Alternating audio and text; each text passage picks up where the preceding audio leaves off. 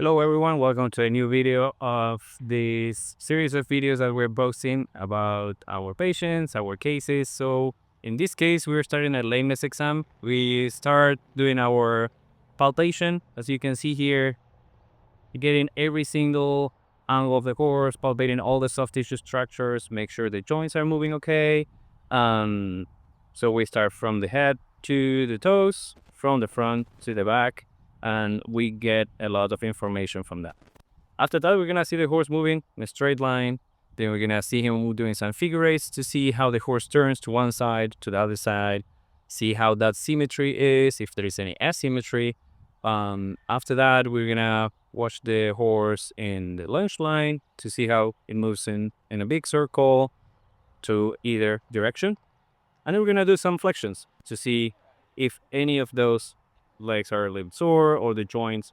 And after that, we're gonna make a plan. So after the first examination, we're gonna continue doing some diagnostics. Usually we do x-rays or ultrasound and see what is best depending on the case. And once we have our diagnosis, treatment plan is when it comes to the game. We can do every kind of treatment that the horse needs at that time, including injections, maybe some shock waves, some physical therapy, some medication that the horse needs. So each case is very different. So that's fascinating from lameness because we can explore and find information. And at the end of the day, we want the horse to feel better and the owner happier. So let's continue watching and see what we have today.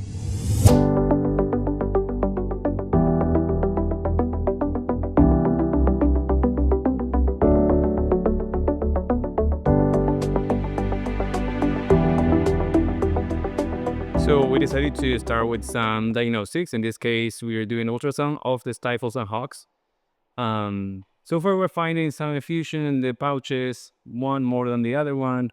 So using this information that we found in the diagnostics, plus the history, plus what we found on palpation and how the horse moves, we are getting to our diagnosis. So we're gonna treat her hocks and stifles.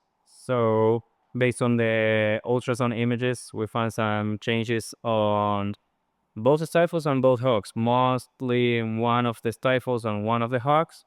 And combination of all of that is what it makes her a little sore behind and positive to upper limb flexions. So we're gonna treat those and see how she responds to that.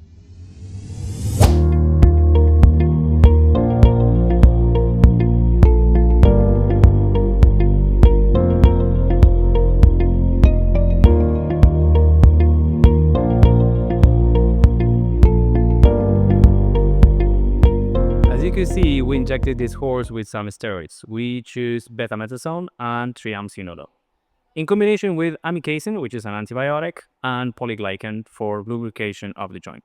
We chose different steroids depending on which joint we were treating. So depending if it's a high motion joint, on how diseased that joint is. So there are different potencies and duration of action or lasting effect. So we did it ultrasound guided the stifles to make sure we are exact in the spot we want to be.